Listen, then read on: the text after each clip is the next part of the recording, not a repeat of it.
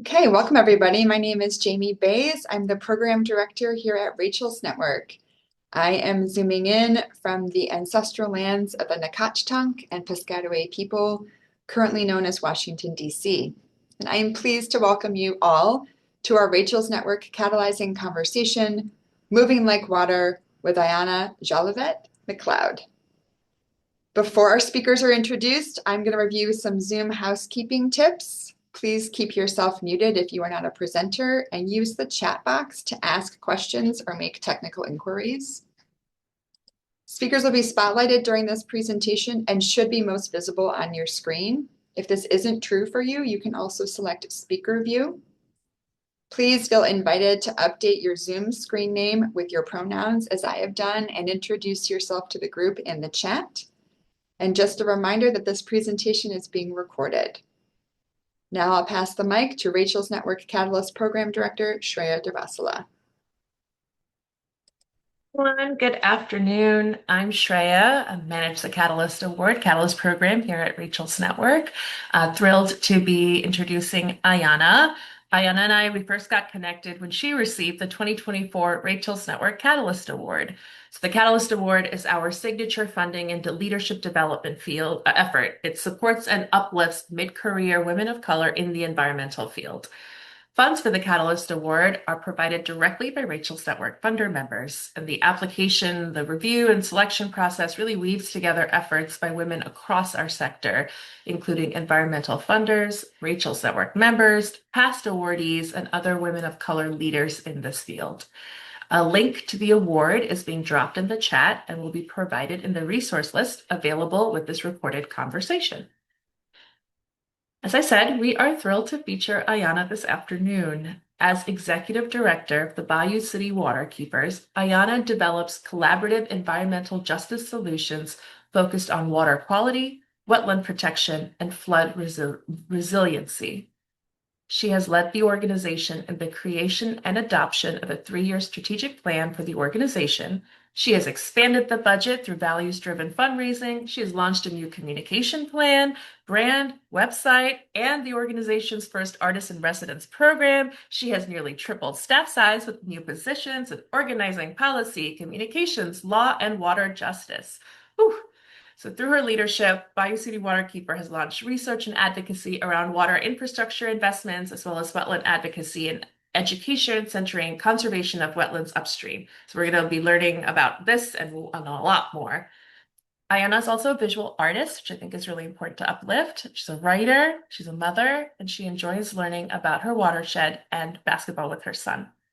Welcome, Ayanna, and thank you for imparting your wisdom today. We also have early and long-standing Catalyst Awards supporter and Rachel's Network funder member, Abby Rome, who will be moderating the conversation today with Ayanna. Abby serves on the board of Dogwood Alliance and the American Rivers Action Fund, which was also involved with the recent passage of Prop 4 in Texas, which we'll also touch on in today's conversation. Abby, thank you for moderating, and I will hand things over to you now. Sure, happy to do so. Hi, Ayanna, and welcome. I'm really excited to have this conversation with you today and to learn more about your work. In fact, I didn't realize that you were an artist too, so that's fun to learn about.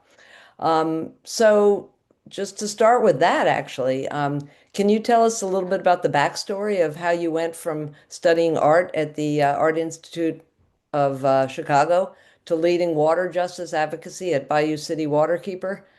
By the way, to all of the rest of you, I hadn't realized that Houston is the is what Bayou City is. And also tell us, where do you see the arts and environmental advocacy intersect in your work? Hi, Abby. So good to be here, and just happy to be have this be my last sort of public conversation as part of the year. It feels quite grounding. We know it's a really busy time of the year, but this just the community around the Catalyst Award and all the awardees, and then the funders too. Like, I'm just really happy to be in this space. It's been quite grounding, actually. So a lovely full circle moment. And with that, I will, yeah, share a little bit about my background. How did I come to this work? Um, I ask myself this question a lot. I'm like, how does someone like me, belong in this space? Why am I in this space? And I was asking myself this more earlier on when I like started at Bayou City Waterkeeper 4.5 years ago. I also have a lot of people kind of asking me this question, and sometimes they don't ask it, but they're sort of just curious of like, am I, the right person to be doing this work? I feel like I have a track record now, and I'm, not asked that as much. Um, my point of entry into this work is a sort of nonlinear sort of pathway, and I find that that's actually a really positive thing. I am a fourth generation artist, and I come from a family of artists, and I've always made art. Um, I also went to school in my sort of mid-20s went back to school and went to the School of the Art Institute in Chicago. And what was happening in terms of sort of environmental connections that I was really inspired by art around the environment. There's a whole sort of movement around art. Some folks may know about this of 1970s sort of environmental art. And there's art that was in that period of time, sort of interrogating the space of where art belongs. There's a larger movement of things that were happening in the environment in the 70s, as we all know, of like environmental advocacy, but concurrently in the arts world, we saw a lot of activity around environmental works being built. That was a source point for me. And it really inspired me to really think about my practice as an artist of where does my art belong? And so I was making art that was like in dialogue with environmental spaces. It was, installation art. And I'll share some more about that later Oh, on. cool. And also, so I've been sort of having this art practice for the past 20 years of making art that's around landscape, waterscape, geography, and mapping. And so it felt like a natural connection. I will say, I also have a path in which I've worked behind the scenes and sort of leading arts and cultural organizations and really building out programs. And I did that for about 15 years. What happened is I saw a shift where I wanted to do more work in the environment in terms of education and advocacy. And I shifted my career from working in arts and culture to working in the environment. And before this, I did more sort of environmental education. And then I realized I wanted to do more action. So now I'm in this space, bringing in all these sort of threads. I've always centered community in the work that I've done. Equity and justice has always been a current too. But now that all the sort of roads are connecting, in which I'm thinking about advocacy, action, culture, equity in this role, and even capacity. How do we think about sort of mobilizing capacity to show up? So happy to sort of be at Bayou City Waterkeeper. And I think the other thing that I want to lift up is who belongs in the environment. Is this is a question that I get a lot of, like, how did end up being in this space? You didn't study science, you didn't study law. I'm in dialogue with, folks that study law, science, policy. And I'm, bringing this creative background, but I actually think that artists and sort of creative thinkers make, really great leaders in this space. I'm really inspired by landscape architects and planners, and even artists, that are working in this space. So we forget that there's more folks that are coming from a sort of creative background in this work than we can sort of see.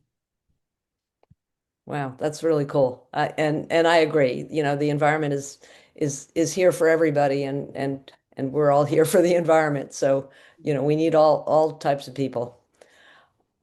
Just curious, can you tell us a little bit more about Bayou City Waterkeeper itself?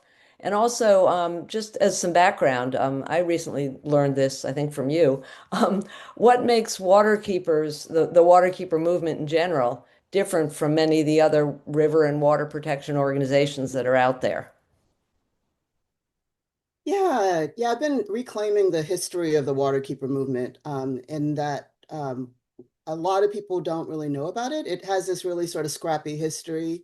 The roots or sort of like the seeds of it were in the late 60s on the East Coast and the Hudson on the Hudson Oh, River, in yeah. which Right. fisher people at that time, both commercial and recreational fisher people were advocating for protection of the waterways because there was immense pollution. And we know in the late 60s, early 70s, there's pollution in waterways across the country. This is sort of like what sort of sparked the, the Clean Water Act of 1972. All we have to think about is the Cuyahoga River fire in Ohio. Just think of, and that was that big river fire in the late 1960s. I think it was 69. That was one of, I think, 13 fires that had happened over several decades. Wow. And so in terms of the East Coast, we saw a lot of advocacy that was happening. And what that led to was actually litigation and some protection around that waterway. So it was the sort of a citizen, the sort of the first kind of citizen, earlier citizen suits in which community members were advocating, and this leads to some sort of like protection of the waterways. Little by little over the next couple of decades, then that popped up into other sort of river keepers, water keepers, loosely in different parts of the country. In terms of Houston, our formation, we started off in actually in 2001. And our work sort of also started off in terms of a legal sort of fight too on the coast of Houston. Where a lot of people forget that Houston is near water. We're near Galveston is part of Greater Houston, and we're right by the Gulf. And so on the coast, we were sort of trying to fight back against sort of the protection of wetlands. And through that, we started sort of like thinking about using the Clean Water Act to sort of protect wetlands and waterways in Houston. Fast forwarding, we saw a lot of sort of shifts that happened with Bayou City Waterkeeper. I think I want to sort of highlight historically, for several decades from 2001 until the probably 2015 or so, we've always been a pretty scrappy small organization, mostly volunteer run or sort of part-time staff members. I like to sort of remind people, that, Houston tells time in terms of hurricanes and disasters, unfortunately. And this is, the Gulf Coast and being in the Gulf South too. Harvey happened in 2017, and that was a major marker of time for us. And what you saw in Houston was this being the largest flood event in U.S. history, we saw a story emerge around inequity in water of, who is experiencing pollution, post-Harvey, who is experiencing flooding, how do, communities respond post-disaster. And what we saw in that moment is that we had to shift and think about both not only those sort of waterways and legal protections and the community. I think the sort of like this little sort of roots of environmental justice were already kind of, we were thinking about that, and we have that sort of foundation in Houston because, Dr. Bullitt, the father of environmental justice, have, great sort of work in history in Houston, and we are the home of industry. So, the largest petrochemical industry in the US. So it just made sense for us to make that shift. I think that the great thing about the Waterkeeper model is that it's a loose sort of connection of organizations. We're all sort of doing our thing, but some sort of connecting threads among Waterkeeper organizations is our ability to leverage litigation to enforce change, especially when government is not acting and protecting the environment. And so leveraging those citizen suits, we're really known for that model of litigation. And then also this model of protecting a particular waterway or particular watershed. The thing that I want to emphasize in a city like Houston is, again, one thing that Bayou City Waterkeeper has really been focusing on in the past 5+ years is waterways and watershed and community. And I think that how can we do both? Because we see that in water organizations, environmental organizations, sometimes there's a divide between the environment and the people. how can we do both? So I think that's those are a few highlights of Bayou City Waterkeeper and the Waterkeeper movement. Yeah, no, that's great. It sounds like the Bayou City Waterkeeper is really, more uniquely focused on equity and justice than some of the other waterkeepers are. And that's great. That's wonderful. Just wondering how you feel that the Bayou City Waterkeeper has been transformed under your leadership. You seen changes, made changes? I think so. Uh-huh. You know, when I came, my approach to leadership is I needed to sort of, especially considering the vastness of Houston and our water issues. Houston is huge. And Bayou City Waterkeeper had some roots and histories had been around for several decades. And, different stakeholders of, different, our communities are super diverse, and who we were engaging were really diverse, and how we were collaborating were really diverse. And so my first year was spent listening. And, of course, there's plenty of work to be done, but it was not about creating new frameworks or, it was really about raising money and listening. And we moved, I think in that first year, we moved towards a strategic plan. And Right. part of that, that was the second ever strategic plan, and a very ambitious strategic plan, which really reflected that listening on of what community and stakeholders wanted to see in this work. What I heard is we wanted to grow. We felt like I say we were like a preteen at that point, even though technically we were not. We were more, I think we were 20 something at that point. And so what I heard from folks is we wanted to grow. But here's the thing, there's a lot of strength and values in Bayou City Waterkeeper. And so I wanted to, I wasn't trying to build a new organization. How do we deepen the roots of this organization and build out the capacity of what we're known for? There's no other organization in Houston that actually has like a full-time lawyer that's working full-time around water, water issues and protecting our waterways from a legal perspective. We also work with a lot of collaborators too to grow out that legal capacity. So how do we grow our legal work? We didn't have policy staff, but we knew that we needed to have a seat at the table with decision makers, and we knew that policy is critical. And the legal work was really driving the policy, but that's a separate thing. And so I think building out our first policy, having our policy team been present to have that analysis, but also engaging with decision makers and having government relations. Because as we're advocating for community, we have to build community power by having a seat at the table. And so I think hiring policy staff was really important. This year, we launched our first ever policy agenda at the beginning of the year. That was an intersectional policy agenda. So rethinking what water policy can be. I've always said that that policy, especially water policy, is a space for creativity.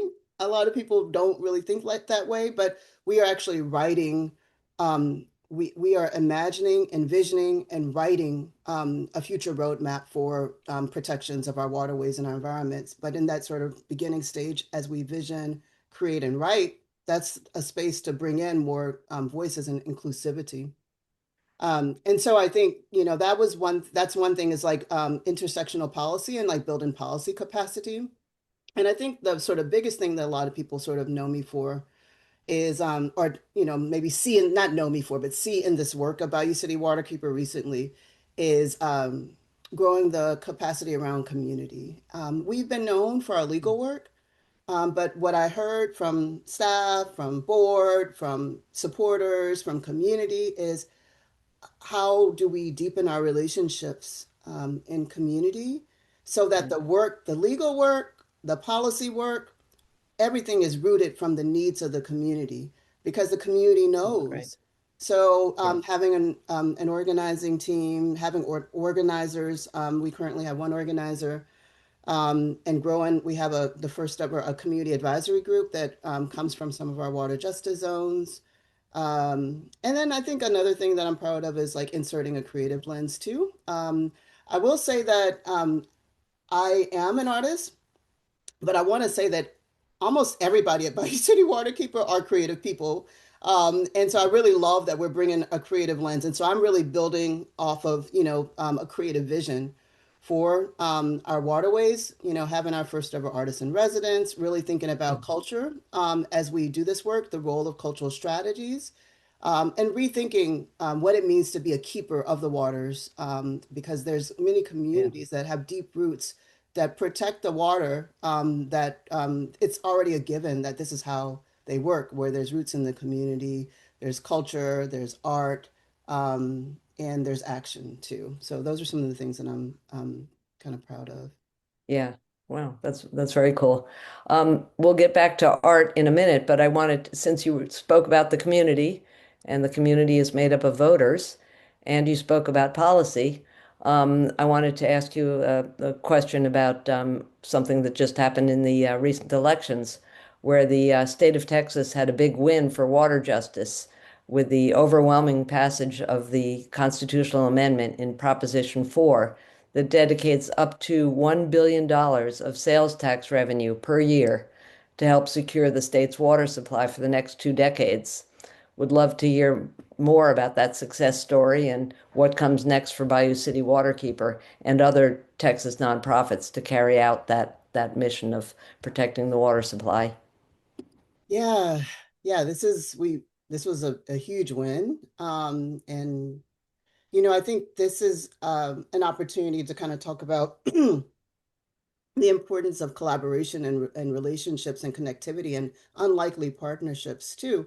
Um, this work was has been in development for decades, and kudos to some of our sort of statewide water conservation partners who have led this work through their relationships with decision makers. We have these sort of strategic partnerships that are partnerships with water conservation organizations, with conservation organizations, and with water justice organizations and justice organizations. When it comes to protecting water and advocating for water, we know that all these partnerships are very important. And when it comes to advocating in a state in the South, in a state like Yeah. Texas, how in a city like Houston, how do we partner with organizations that may not be doing exactly what we're doing to have Yeah. these sorts of wins? And so this is an example of, in this moment politically, as we think about environmental protections, the nation is having to reckon with how do we move forward with so many things that are stacked against us? So how can we think about new partnerships, new ways of working? In the South, in Texas, we've always had to do this, especially in Houston. The relationship between Houston and Austin and the state is very challenging, especially when it comes to Mm. water infrastructure funding. While Houston experienced the largest flood event in U.S. history through Harvey, we Yeah. got that. There's plenty of money that was granted through the state, but a lot of that money did not come to Houston. And so this is the largest story when it comes to like water infrastructure investment in Houston. Our role, thanks to our amazing policy team, has been to be in dialogue and in coalition with our state partners. And this actually came at the tail of us launching first time statewide advocacy in this year. So we did that in the legislative session earlier in the year, and we, had the policy agenda in the beginning of the year. And then when it was time to do Prop 4, it was sort of the natural next step. I think that one of the things that I want to emphasize is we knew, considering how we think about investment, one of the sort of projects or buckets of work that we've done in recent years is around disinvestment.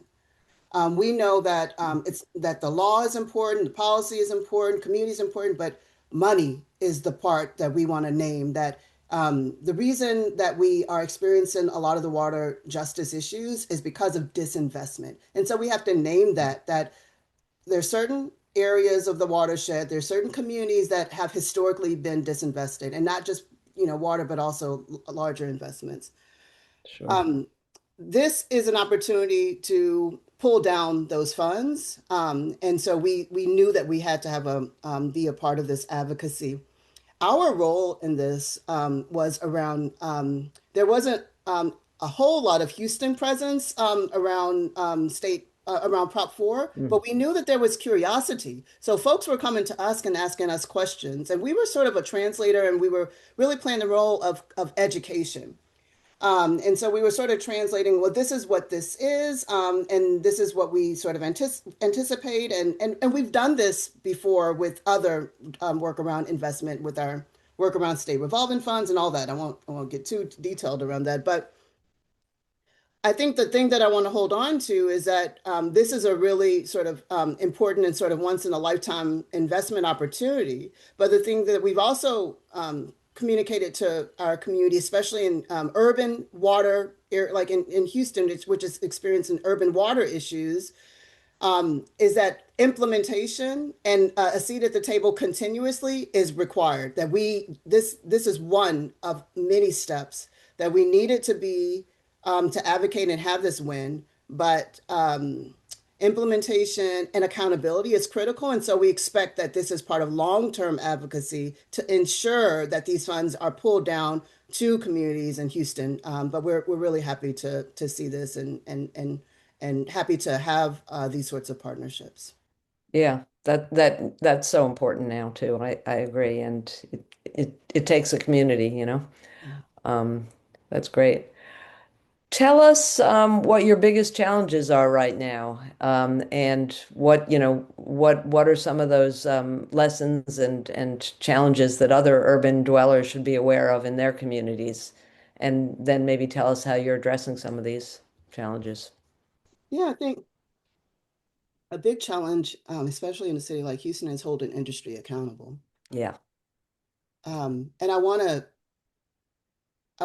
I think that, I think about, and we'll talk about this shortly, but how funders support this work and environmental work.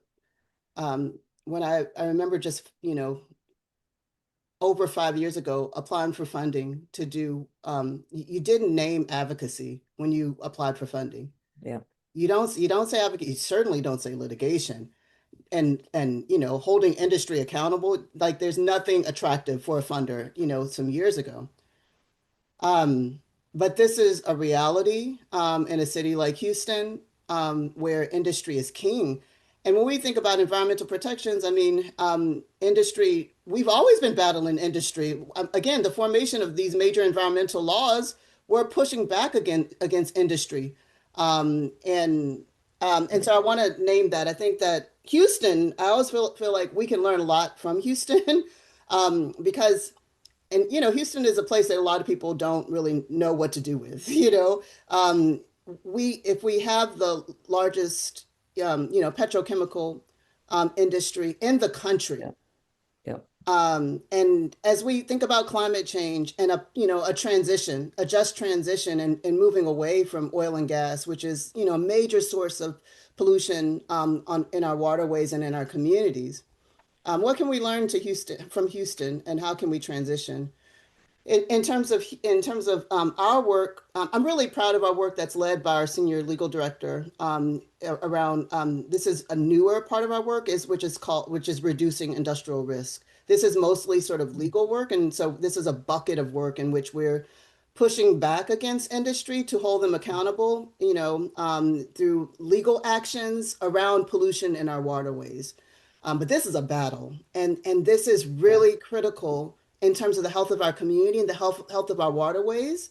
And so I feel like this is a big challenge, especially it always has been in Houston because of the lax regulatory environment, Mhm. because of the vastness of the power of industry.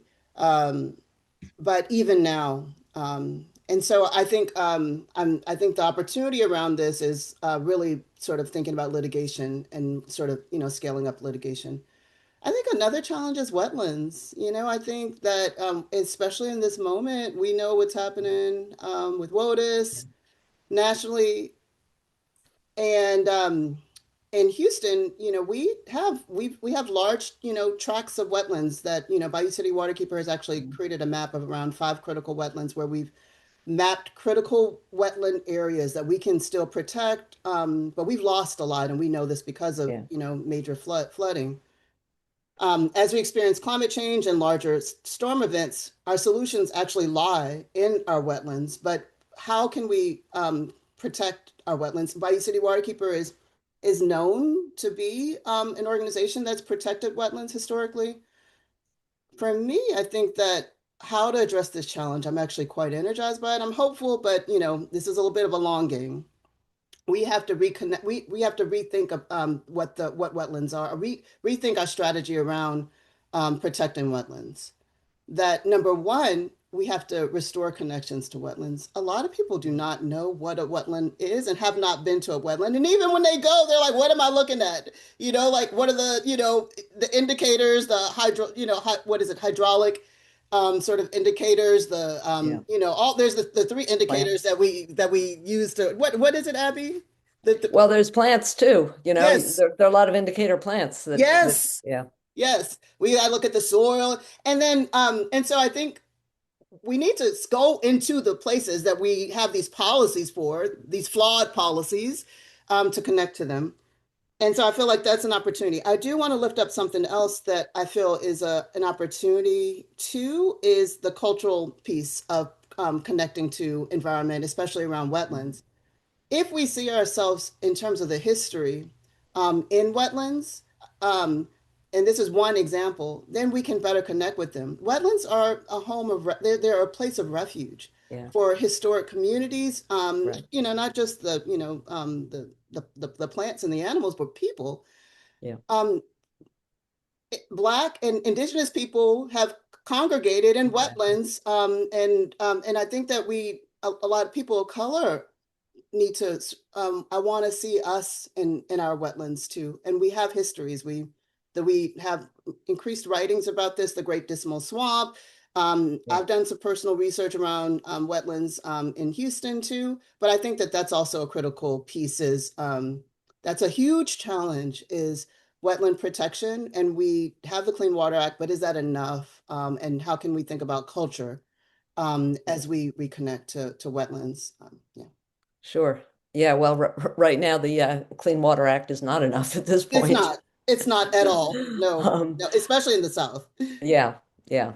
I maybe Jamie, you can help with this, but you guys have a great story map on your website around wetlands and Yeah, the 5 wetlands that are particularly important to protect around Houston. yeah, Encourage people to take a look at that. yeah. Um, so wondering what is the future, what is your vision for the future of your work in Houston and the watersheds that you protect? Yeah, I jotted down a couple of notes of three things that are come to mind are deeper roots in community. For an organization that didn't have like grounded work in the community for decades. I mean, we did a little bit here and there. We just sort of laid the foundation of that in recent years. And so, as we think about right relations for a community, as we think about community powered policy, as we think about the possibility of movement law, or just community lawyering, or like rethinking law that is like really rooted in community. I think that I can envision us just going deeper. So I think that's one thing of like having those roots in community. I also feel that a health lens is something that I'm actually Yeah, excited about. I feel that my people that are my partners that are advocating around air quality yeah, um, do a great job in public health. There's a public health lens that most of the folks that are doing air quality work, they actually bring that to that work. right. And health equity too. We don't always have that lens in water. And so I think that's a missing piece in Bayou City Waterkeeper's work, is to name health and health equity. And I'll add one more thing, and then I'll two more things actually. The other thing is really building on this in disinvestment work of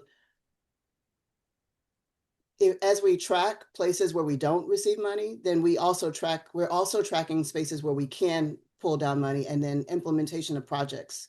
So that's the next level, is like, it's not enough to just say we're not getting the money and these are problems and injustices, but the solutions are, how do we start implementing these pilot projects too, to launch these projects around green infrastructure and in our waterways that are serving our community. So that's on the horizon. And of course, I got to say creativity. I think that I'm super excited about that, and I'm not the only one. Our whole team is like really thinking about creativity in this work. And it's quite exciting to think about to be a water policy organization that is like, thinking about creativity, Yeah. this work. We have a design lab that we're launching, a pilot project that we're launching in the spring. It's a design lab for green infrastructure, and you can see it on our website. And it's really focusing on green infrastructure around flooding, because that's a missing piece in the flooding work in this particular community. So I'm really excited about that. I can't wait. I'm really nerding out about this design lab where community members, 15 to 20, no, 10 to 15 community members will come together, and we will bring presenters to come talk to them and educate them around designing, and then they will create some projects. Huh. Well, that's very cool. That's really exciting. We do want to see your art, but before we look at your art, which we're all waiting to see, do you mind speaking a little bit about the impact that the Rachel's Network Catalyst Award has had on you and your work? And also speak about how other women funders and leaders on this webinar can support you and others that are working in their communities? Yeah. This time last year, I got the award, and one of the things that I said was this is like a hug. It was the affirmation, the labor that goes behind this work is this invisible labor. Um, and whew, there's so much work that goes behind this work. To have this award means so much, because so much of this work as a woman of color in repairing the environment is fixing the mess that others, that had power have done to harm my community for decades. So not only am I trying to build new frameworks, new ways of doing this work, um, but we're also repairing the harm over decades. And not to mention the people that we've lost, the people that are near us that have health issues around these injustices. Yeah. The labor, the weariness it's a lot. And I talked to, other women of color that are mid-career, because I'm talking about the mid-career folks that, someone like myself that received this award. It means a lot. We're carrying this in our body. We've been doing this work for a while. We carry this, it's the caretaking. It's the to build a new framework to not only think about, environmental justice and water justice externally in community, but to think about that in terms of our internal staffs, in terms of our HR policies, in terms of building communities, in terms of decision makers and funders. That felt good. I think also it was just great to like be in company with this amazing group of women leaders. I was like, okay, this felt affirming of like I just the caliber of women leaders who have been selected for the Rachel's for the Catalyst Award is quite an honor and an affirmation too. I also participated in a convening with and met some of the funders at Rachel's network in the spring, and we saw each other, Abby, and saw Shreya and full team, and Fern was there, and everybody, Jamie, everybody, and so I think that was I was sort of like wrapping my head around what is Rachel's network and like what is the funding model, and so I just saw like curiosity too. And so it was just interesting to sort of see the funders that were present and the curiosity around how do we learn together? How do we support the environment? What is the role? Like what is our connection to the Catalyst Award? How do we learn from Catalyst Award winners? So all that, I think that it's a critical award, and it has been sort of restorative for me. I've actually used some of the funding to do some traveling and center some rest too. and I'm going to use some of the funding for a retreat just for myself. And I guess the final thing that I'll say is, just going back to the to the award. Um, one of my favorite books is "See Around Us" by Rachel Carson, and I think that I have deep admiration for her in that we don't talk enough about the work that came before Silent Spring. Yeah. And that's so critical in this moment right now because everyone's talking about the action that we need to take, but the action may not be successful. It's really about the long game. Before the action happens, we have to really think about restoring these connections, and we can do both. We can move forward policy and legal strategies, but also that was a reminder of the importance of someone like Rachel Carson, who did a lot of caretaking, which resonates with me, but also a lot of sort of thoughts around how we see and connect to the environment through her writing. Yeah. Yeah. Yeah. Yeah, I mean, thank you for saying that because I think the award and meeting you and other awardees has been really restorative for the funders too, as well as for all of you. So and I certainly have learned a lot from our association with the Catalyst awardees and finalists. So I think it's just making us all richer in that way. Um, so my final question is around your art. Several of us would love to see some of your art, and I understand you have a slide deck that maybe you can show us. I wondered if I can also just put a link of my website and folks can just check it out. That might be easier. That works too. Okay, Yeah, I'm going to put a yeah. link to my website and folks can nerd out. And maybe I'll just say that my website, a lot of people are kind of like, what's the connection between your art and your like leadership? I will say that it's a separate, I'm an artist and I advocate around the environment. But the work is quite abstract. You'll see there's threads around the environment and also around, especially around African American histories in the environment. But then also just threads around just mapping in space. And so it's quite abstract too. Uh, Mhm. and I encourage people to check it out. It is the thing that is, just um, the my core.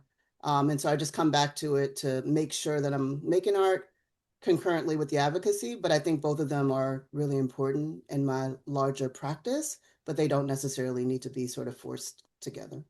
Right, right. And I'm sure it's very therapeutic for you to be doing that art while you're doing this hard work Yes. at the Waterkeeper. Yeah.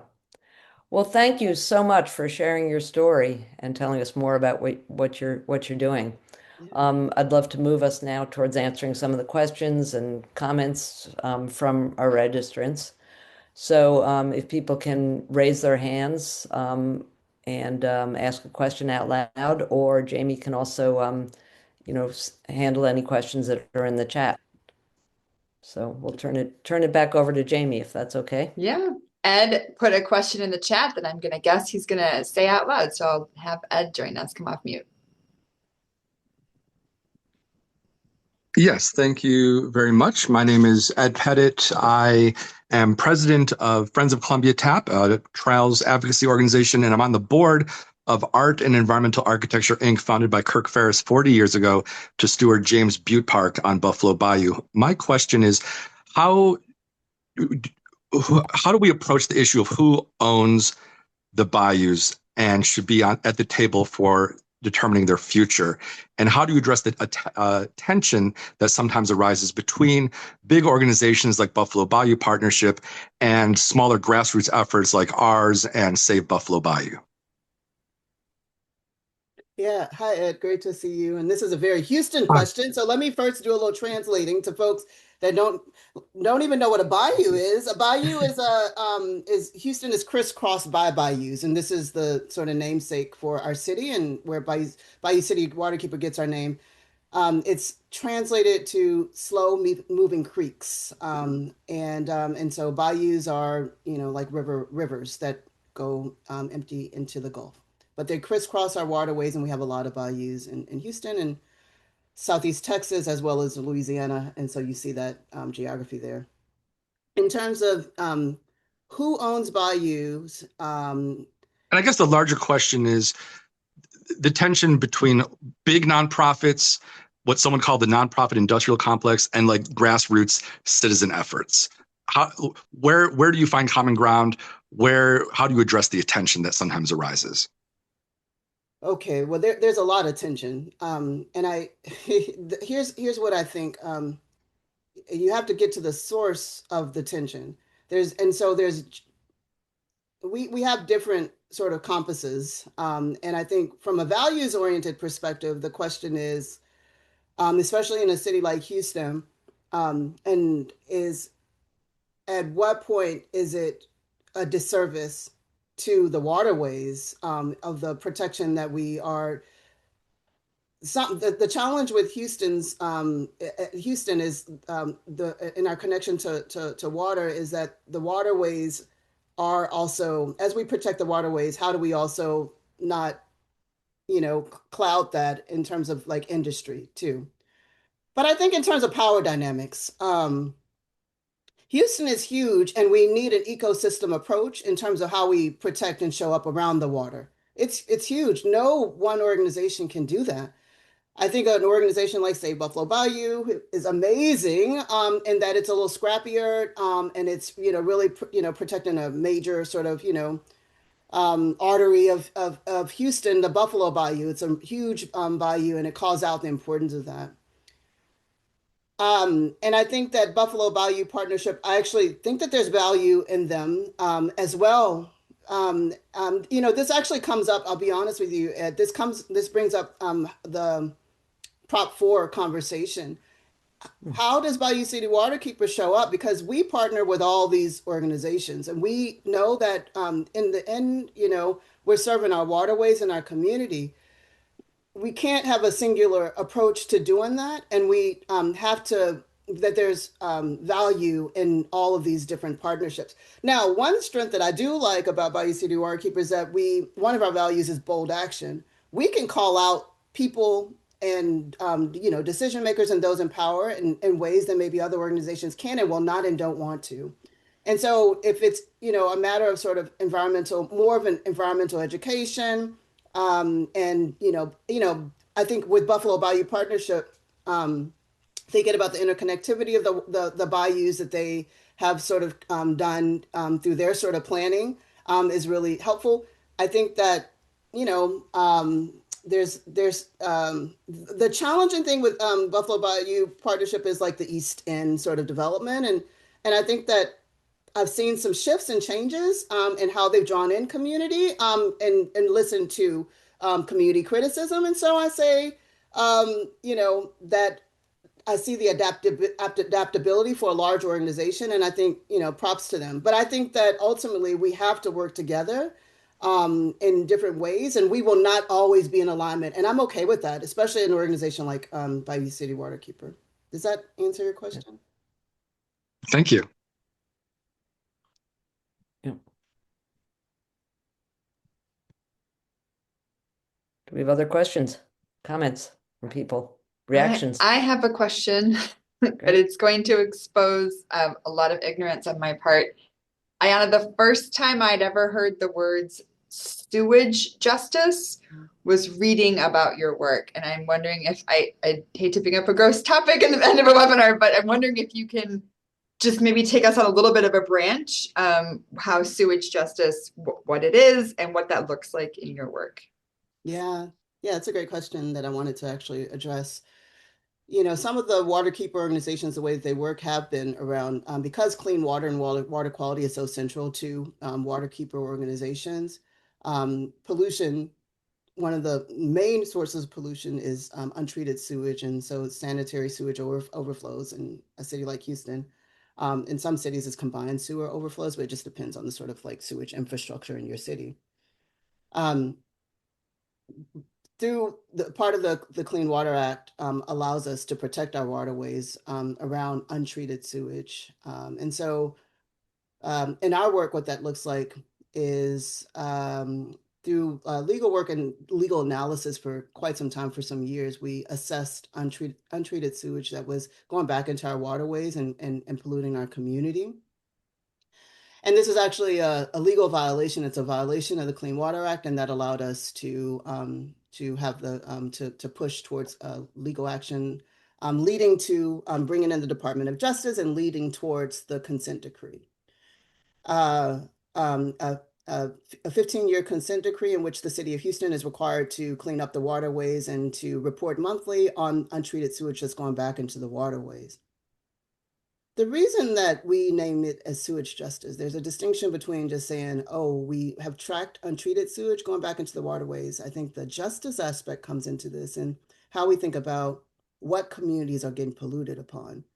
And so this is the role of data. It's not only sort of the legal work, but how do we track this? What we found is, and we have a Justice in the Sewers map that tracks this. We take the consent decree data, the monthly data that's required to report these the untreated sewage overflows. We pair that with census tract data to identify zip codes and I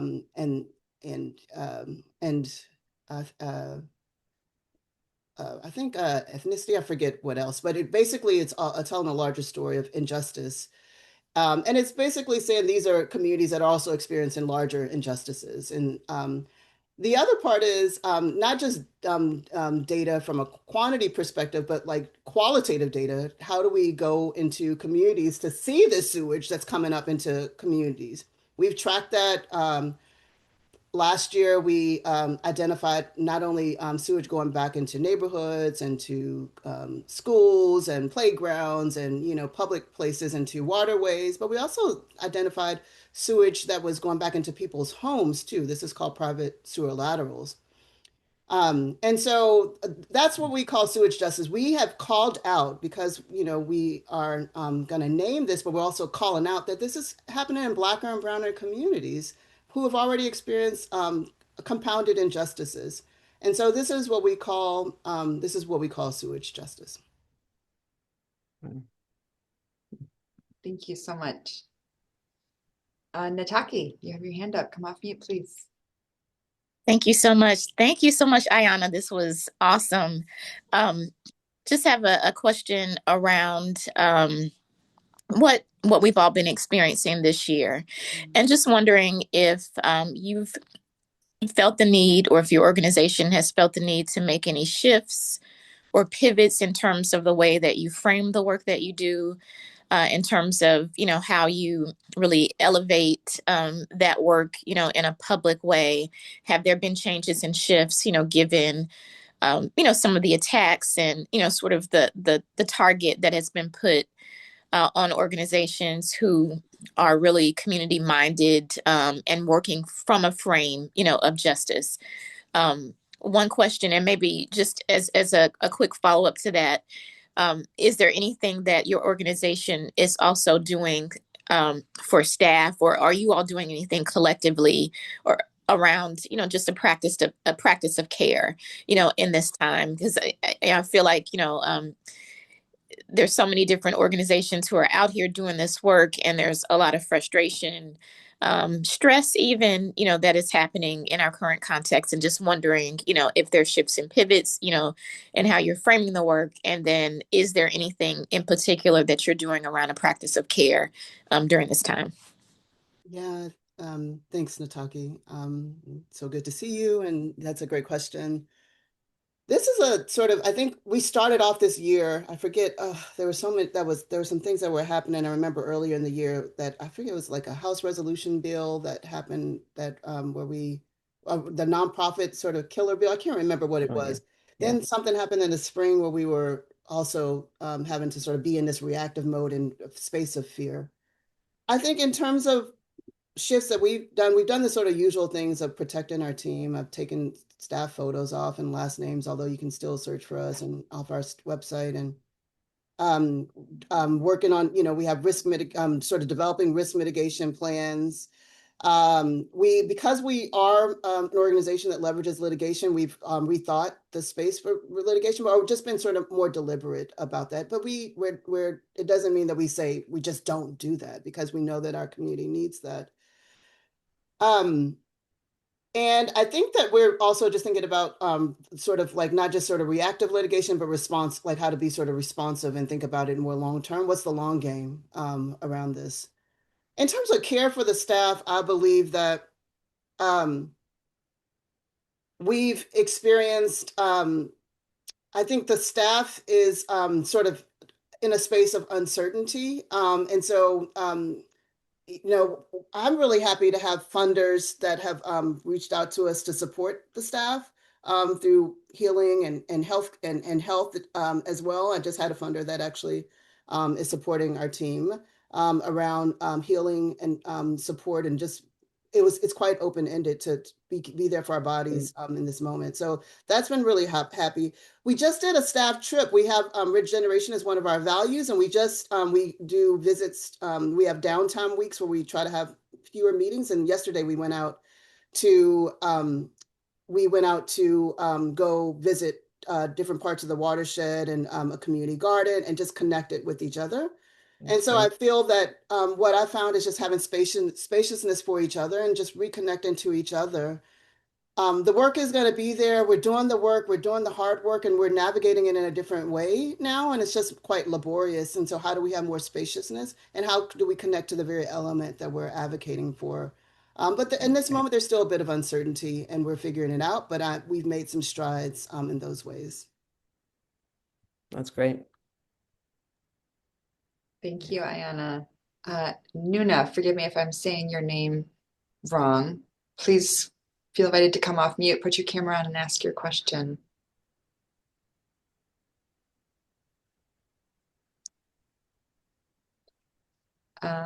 Nuna, am I saying your name wrong? You have your hand raised. Okay. Oh, technical difficulties. I just saw in the chat. Okay, never mind. No hand raised there. I'm going to lower it down. Okay, any other questions for Ayanna from this group? Oh, Charlotte, I see your question in the chat. We have water polluters in our area. Oh, this is just a comment. Good. Who keep the charges in litigation and continue to pollute. The courts are very slow. Eventually they do get fined, but they do not care because their profits more than pay the fine. Yeah. Any response to that comment, Ayanna? I think one of the things that we've been sort of exploring is there's the reactive sort of like, monitoring the waterways and holding polluters accountable. One of the things I'm kind of excited about is really also monitoring permits around industries. So because the permit is an opportunity for us to be more active and for community to have input around the levels of pollution. And so I think, how do we think about the reactivity, but then also a little bit of a long game too, as well. And then I feel like this is also a space for data. How do we engage community to have more knowledge around water pollution? Again, it's one of those things that is community. How does community think about water pollution? How do you track that? How do you visualize that and make that more tangible for people? But yes, this resonates with us too.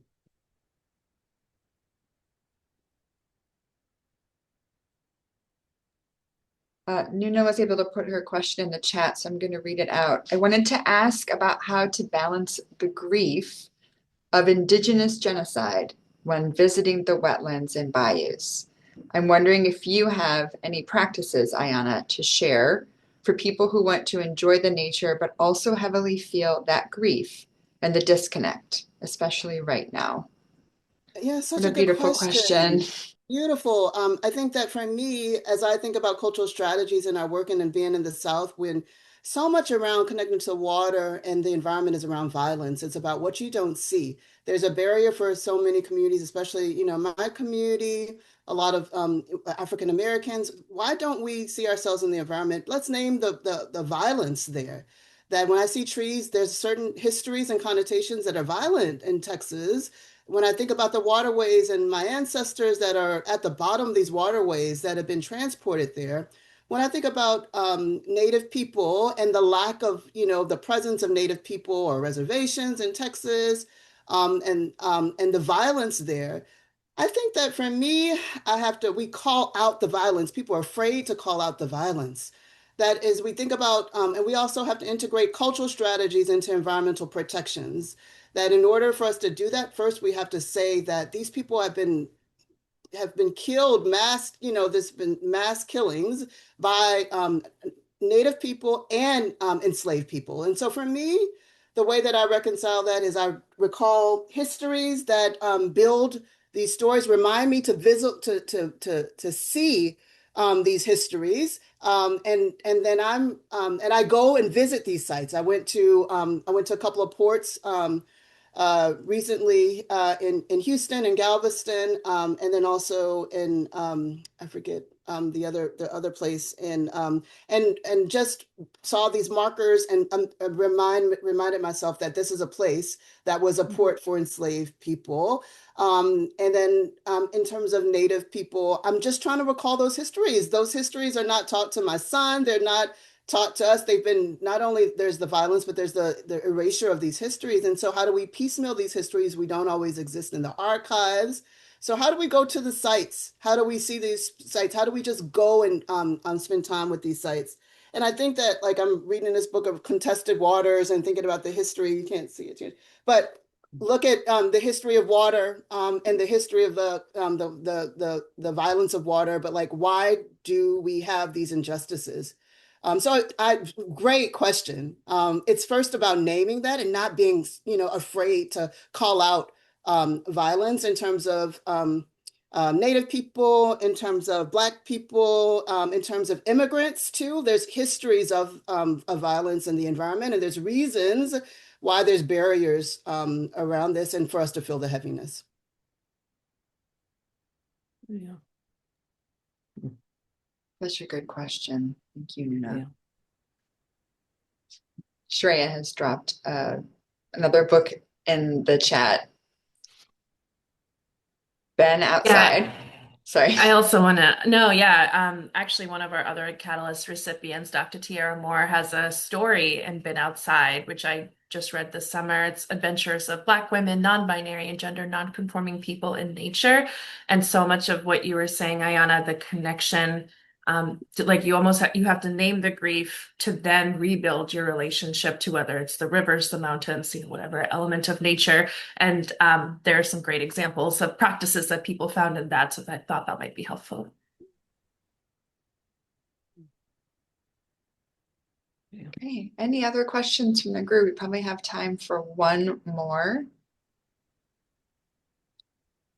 Okay, I'm going to ask my last question. First, I want to just thank Abby and Ayanna for being here today, for sharing such a wonderful dialogue, asking and answering such deep questions that I'm sure have many people on this call really thinking. I know I'm just thinking about sewage justice, and I'm just so much like going on in my own mind because water affects all of us in all of our communities. And we just really want to thank you both for being here and for this conversation. Ayanna, we obviously, think care is very important here at Rachel's Network. You talked about how you're caring for your staff. You talked about how you're caring for your communities. And I want to know how you're caring for yourself right now and how you are replenishing yourself while you're doing this amazing work. Yeah, it's not easy. I'll be honest. I'm not as an executive director with an organization that you're shifting the framework, building new systems, new frameworks. And this is it takes several years. It's not easy. And I will say, as an organization, as a Black woman leading this work, there's a lot of things that I have to sort of deal with of like, do you belong here? And, political, sort of policy jargon, and, and there's ways that when we think about environmental policy, how people are excluded in this work. And my work is, to do a lot of fighting and battling that for the community, and to build out these frameworks. So it's quite a lot of work. And there's also the sort of invisible labor of just caretaking that we don't name in this work, whether that's community or a little bit of staff and personally for Black women leaders, we are doing a lot of that in our families too, and we experience a lot of loss. And I experienced that this year through a personal, very close loss for me. Um, I think that you have to continue to do the work, and sometimes that work is fast paced, but you have to create some spaciousness and some pauses. I've been creating a little bit of that in the beginning of the day, and I'm taking off a little extra time at the end of the year. And just stepping back to return to my body in this moment. And that's it. I don't have a fast, like a strong sort of answer around that. I'm not great. This has been a really intense year. And so I think that sometimes we say that we're doing it and then we shift and we don't do it because of the urgency of the situation. But I am seeing, connecting to strength and to other. I think that the other piece is connecting with other women of color, that to see myself in them. We can't translate when we translate this to other people or to, the invisible labor is not always easy, but the deep level of caretaking and the loss that we've experienced, that we carry in our body, can create a lot and of wornness. And so I've reckoned with that. I've been coming back to that. It's continuous mourning, honestly, especially as external factors are happening, as you are also thinking about internal factors. I think the main thing is being gentle with myself and having a little, I think that rest is a radical thing. I think that joy is a radical thing now. And not that toxic positivity stuff, but just deep, deep joy, like that, like hearty joy where I'm with my people, whether, whoever that might be. There's a lot of different people, but like that deep, deep joy, allowing myself to slip into some ease and also celebrating. I feel like what I've built in Bayou City Waterkeeper, even if it's collaborative, and what I've built in my art practice and making space for that is pretty commendable. And so making space for celebration too. Thank you so much, Ayanna. I hope that you do take that extended time off at the end of the year. It is very well deserved. Let yourself rest. I wrote down be there for our bodies when you were talking earlier. I love that. I hope that you are able to be there for your own body. And please know that this community is all here for you. And I hope we're all here for each other as well as we end this very challenging year. I want to thank everyone on this webinar for showing up, for being together while we learn together, which is one of our favorite things to do here at Rachel's Network. If you're able to come off mute and turn your camera on and just say goodbye and thank you to our speaker and moderator, and a wonderful end of 2025 to you all. Hope to see you for our programs in 2026. Yay. Thank you so much, Ayanna. Thank you. Thank you, Abby. Thank Thank you, you. Everyone. Great. Good to see you. Take care, y'all. Bye. Take care. Take care. Bye. Bye, Bye. Thank everyone. you. Thank you. So good to see everyone.